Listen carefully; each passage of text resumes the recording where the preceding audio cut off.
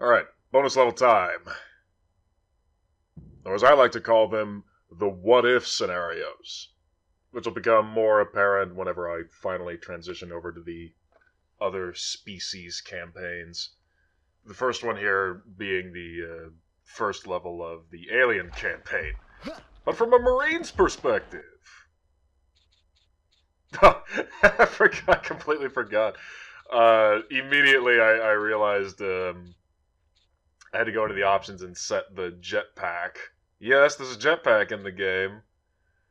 To something that is not as ridiculous as apostrophe. Now, you don't get the jetpack in every single one of these levels, but you do get it here. And the Predator will get something in his or her optional levels. Which I actually think is a lot better. It's the grappling hook.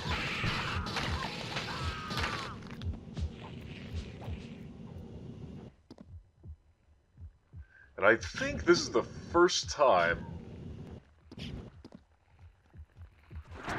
that I actually bumble around like a clumsy idiot.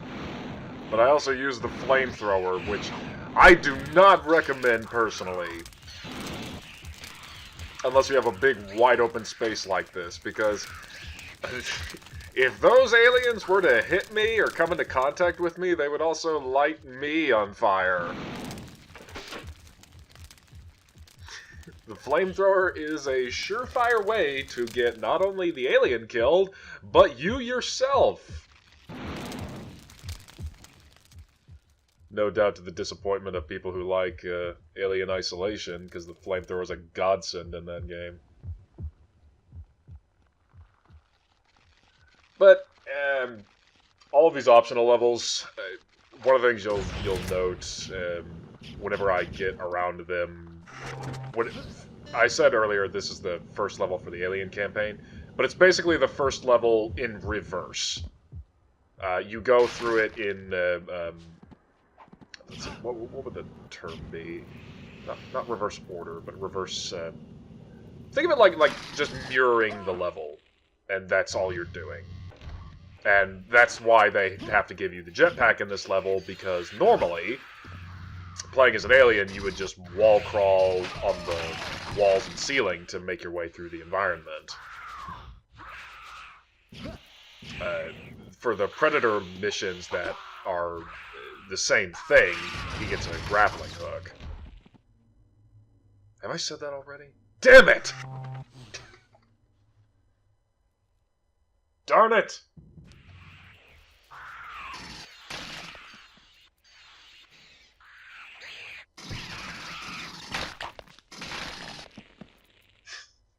This being the opportune moment to talk about kind of something that makes this game more frustrating.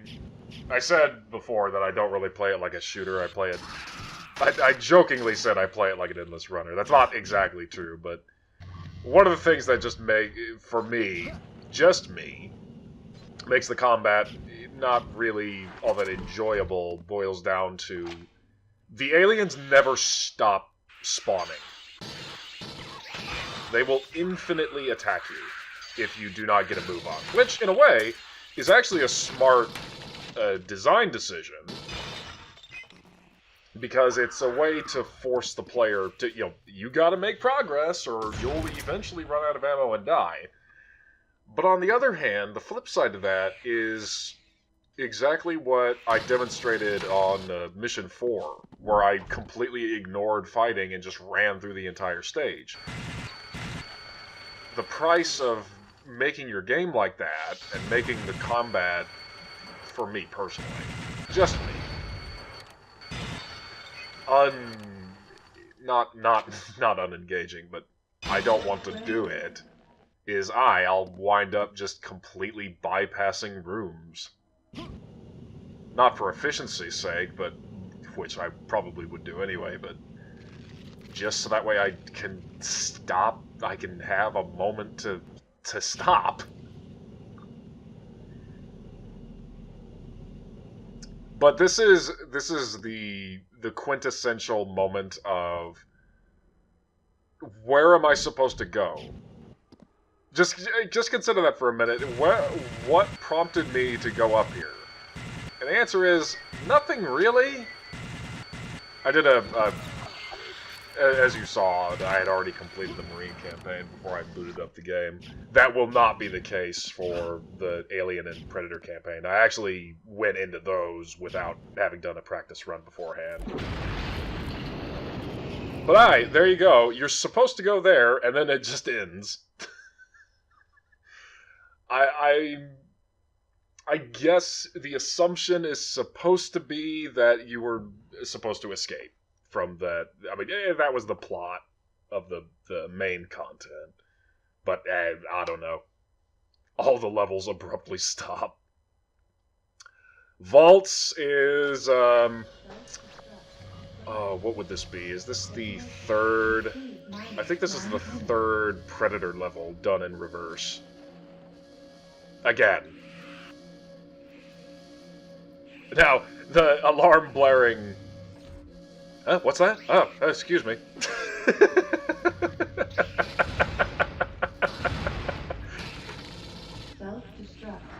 If you didn't know, there was a self-destruct occurring.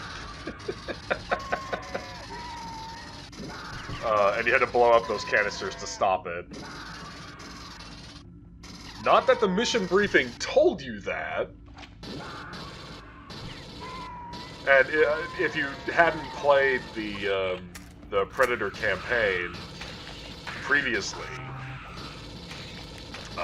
you would not even know to come here. Heck, I didn't know to come here. I remember originally, way back when, doing this mission for the first time, I had to learn through trial and error what I was supposed to do.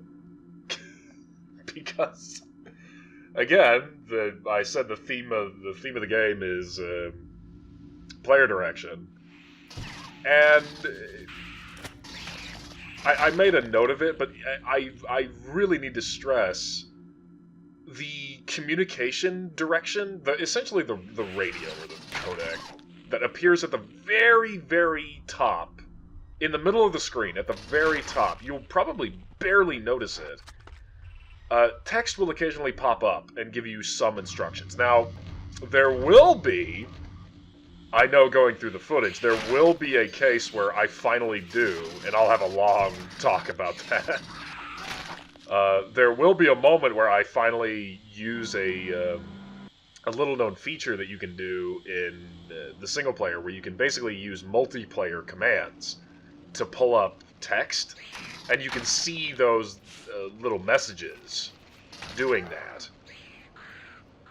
Which essentially, all that means is basically the single player is just the multiplayer. It's like opening up a multiplayer game, but they just have all of the.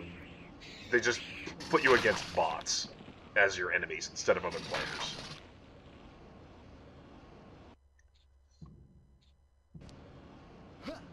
This level, out of all the optional levels, is probably the most frustrating of them all. Because if you didn't catch it, and I don't blame you at all, because again, especially back then, but even when I was going through this on an initial attempt, you are supposed to be running to rescue a corporate officer. And if the officer dies, the level ends. You die. I assume sentry guns come out of the wall and just kill you on sight. Why those sentry guns can't be used to protect the corporate guy, I don't know. And there he is. And unfortunately, he just kind of bumbles around like an idiot. And the acid blood from the xenomorphs will kill him if he gets too close.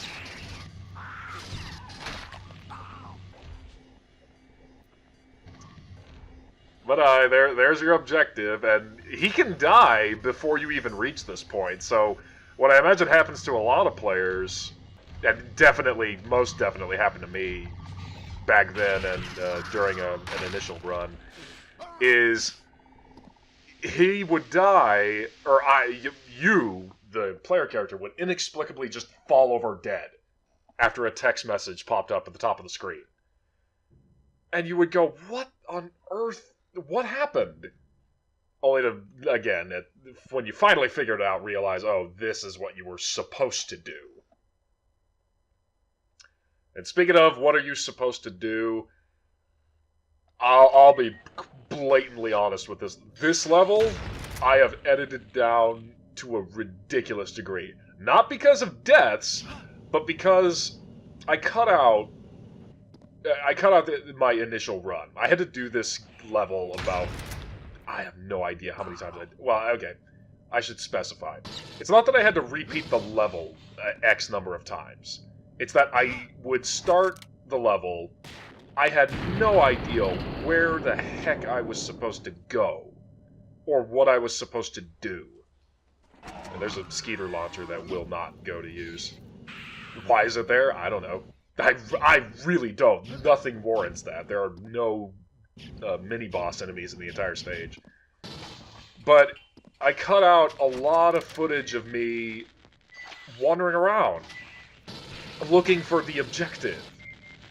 And I actually did know, I need to contradict myself immediately, I did know what to do. Because the objective of this level, not that the mission briefing tells you this, but the objective is, this is, again, an alien mission done in reverse order.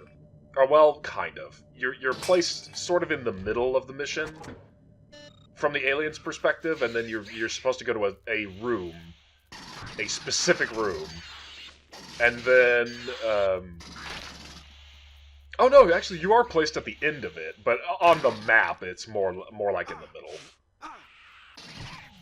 But you're supposed to go to a room and basically lock yourself in. That's what you're supposed to do. And I knew where the room was. I knew how to get there. But the moment you reach it, it says, oh, you need a key card to get in. And so I wandered through the entire level looking for this key card. And I even wound up, I'll make note of it when I actually do get it. I'm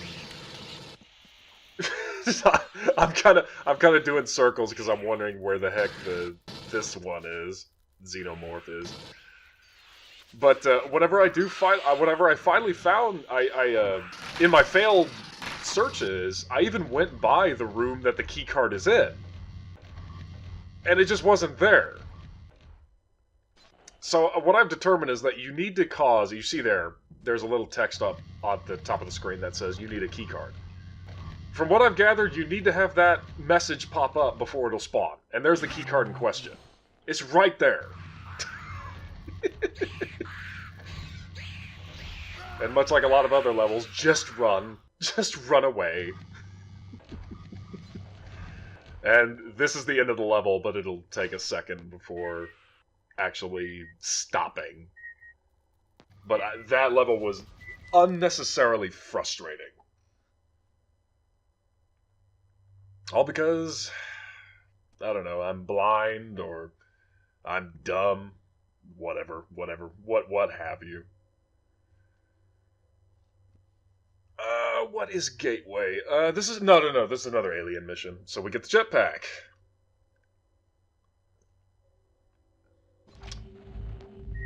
And this one, I don't think. This is close to the ending of the alien mission, but not at the ending. Again, none of this will make any sense until I actually get to the respective campaign this level is taken from.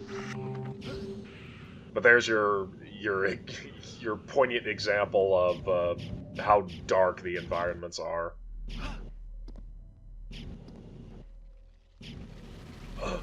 Is that a sentry gun?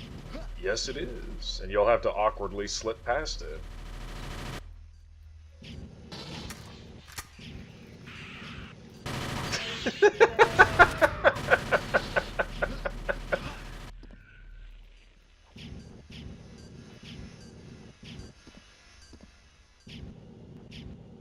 God, there's nothing to really talk about. They're what-if scenarios. From what I can gather, the way you're meant to kind of look at these, and why I call them what-if scenarios, is because when you are the alien, this is a perfect example is the last level we were in. What's that? I don't know. I'm called back with a rocket launcher. You actually, you have to kill that Xenoborg to proceed forward, and it kind of takes me a second to put it together, because I'm thinking, okay, no, these doors should open. Oh, I know what to do. But,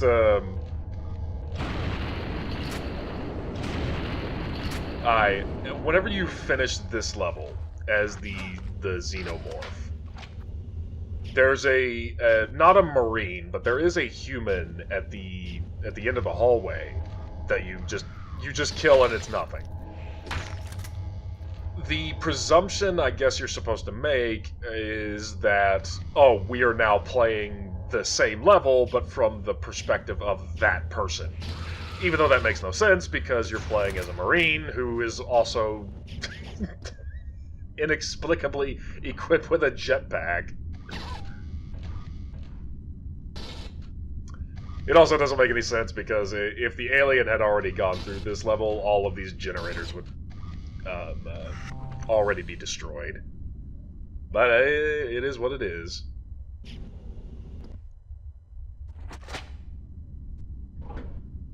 Hey, what's that? I'm not going to use it. That's the grenade launcher. And shockingly enough, it actually has a surprising number of options available. You can fire proximity mines with that thing, fragmentation grenades, which are separate from explosive. There's incendiary. It's got a lot of options, but I'm not going to bother. It's also a good way, like the flamethrower, of getting yourself killed. So, could any of you guess what the objective is at the end of the day? What was I supposed to be doing? What's the goal? Oh, it's to escape on this ship. Of course! That actually took me complete... Get out there and kill things. But that took me by surprise, me personally. And everybody else may just roll their eyes and say, well, of course that's the objective. For me, it was actually a shock.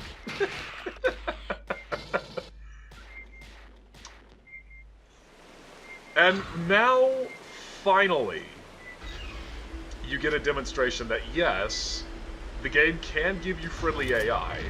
They are entirely ineffective, but you can have friendly Marines around. This being the final optional mission, I guess it's kind of meant to be... I should say, you unlock these... I'm going to establish this at the end. You unlock these missions by completing the game on the various difficulties. Oh, what is it called? There's easy mode, I don't know what it's called. Then there's... I don't remember off the top of my head. Even though I could go back in the video footage and look at it. I'm not going to do that. Because I'm lazy, you see? But, if you beat the game on easy mode, you'll only get the first two. You beat the game on realistic, which is normal, you get the next two, the third and fourth levels. And there's an example of the acid blood doing its work. And also why playing as the Marine is a pain in the neck.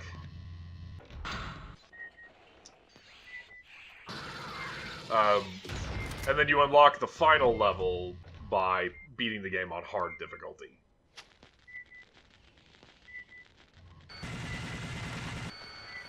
To the best of my knowledge, that's the way it is. I beat the game entirely on hard, so I could be dead wrong. I don't think I have ever played this game on easy difficulty. And no, that's not an ego thing. I don't like playing games on easy. I don't know why. Because there are games I'm good at and games I'm bad at, just like everyone else. And this happens to be one I'm good at, but even the games I'm bad at, I'll play on hard.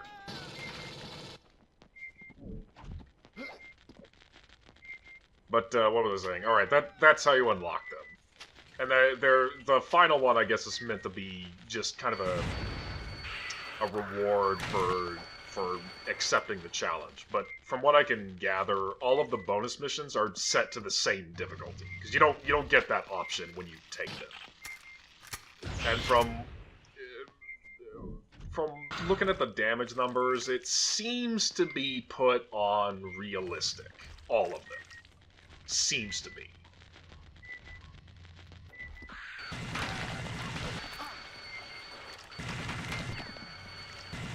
Oh, I should add, you might have seen it in an earlier part. If you do not stand still with the minigun, it will throw off your point of aim. Which is, that's kind of a neat mechanic. Or, what would you call that? I don't know what you would call that. It's just I don't know what you would call that. But it's nice that they wanted to differentiate the minigun. The minigun's far more powerful than the smart gun, but okay, well, how do we differentiate it and make it its own thing? Well, you have to stand still when you're shooting it.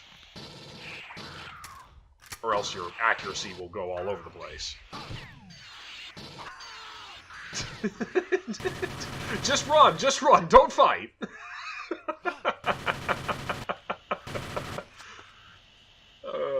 Little moment of panic for me. Nobody saw that.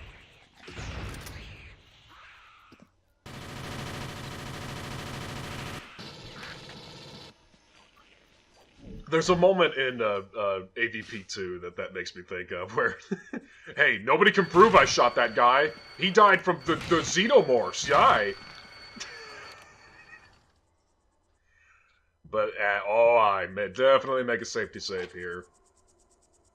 I don't know if I kept it in, but, I didn't even save. This is the first level of the Predator campaign, and immediately, this was one where I figured the objective would be kill the Predator. And there it is. I guess I didn't keep in the footage, but, that Predator actually managed to kill me multiple times. And that's it! Those are all the optional missions for the Marine. Quick and easy. Next up, Alien.